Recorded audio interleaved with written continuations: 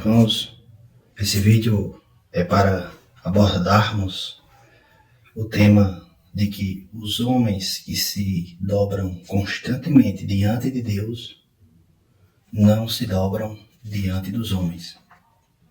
Meus irmãos, eu estava lendo o livro de Daniel e uma coisa me chamou muita atenção a respeito da vida desse profeta de Deus, desse homem de Deus, que foi o profeta Daniel. Tudo começou, meus irmãos, quando Nabucodonosor sitia ali, cerca Jerusalém, e ali ele leva cativo pessoas da linhagem real e leva pessoas da linhagem nobre. O fato é, meus irmãos, que nessa levada Daniel foi junto, ao cativeiro babilônico. E, meus irmãos, Daniel não se dobrava diante de ninguém nem de nada, porque Daniel, capítulo 6, verso 10, diz que ele orava 3 vezes ao dia, virado para Jerusalém. Fato é, meus irmãos, que logo no início do livro, o texto relata, em Daniel, capítulo 1, verso 8 ao verso 17, que Daniel propôs no seu coração não se alimentar das dietas que ali foram impostas pelo rei Nabucodonosor, E é provável que Daniel não tenha aceitado, porque aquelas comidas eram ali oferecidas aos ídolos. Ezequiel, capítulo 4, versículo 13, dá a entender isso. Oséias também dá a entender a mesma coisa. O fato é, meus irmãos, que Daniel propôs no seu coração não se contaminar com aquelas comidas, aquelas finas iguarias que ali eram oferecidas pelo rei aos ídolos. Provavelmente, muito provavelmente, porque Daniel não se dobrava diante dos homens. Porque ele constantemente estava se dobrando diante de Deus. Em segundo lugar, meus irmãos, nós podemos ver que Daniel foi chamado para interpretar um sonho de Belsazar. E Daniel, capítulo 5, o verso 16 e o verso de número 17, o rei Belsazar tenta ali seduzir, Daniel com uma grande proposta, dizendo que iria vestir ele com púrpuras, iria dar ali dinheiros e uma série de coisas, iria colocar ele no 3º escalão do reinado. Mas o fato é que Daniel disse: olha, rei, fique com suas posses, seus presentes e tudo que você tem para você. Eu vou interpretar o sonho de graça mesmo. E Daniel, diz o texto bíblico, que ele interpreta ali o sonho do rei. E o rei termina morrendo. Quando nós chegamos no capítulo 6, irmãos, Daniel ali, depois que Belsazar morre, é feito ali um moitim para pegar Daniel, porque as pessoas, alguns líderes ali, tinham inveja de Daniel.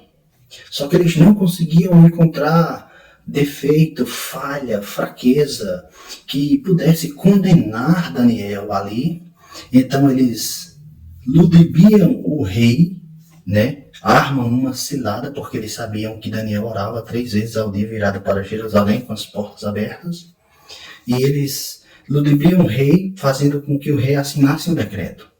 O fato é, meus irmãos, que ninguém poderia consultar outra divindade ou pessoa a não ser o próprio rei. Então, meus irmãos, ciente daquele decreto, quando aquele decreto chega para Daniel, em Daniel, capítulo 6, verso 10, a primeira coisa que ele faz é se dobrar diante de Deus e orar.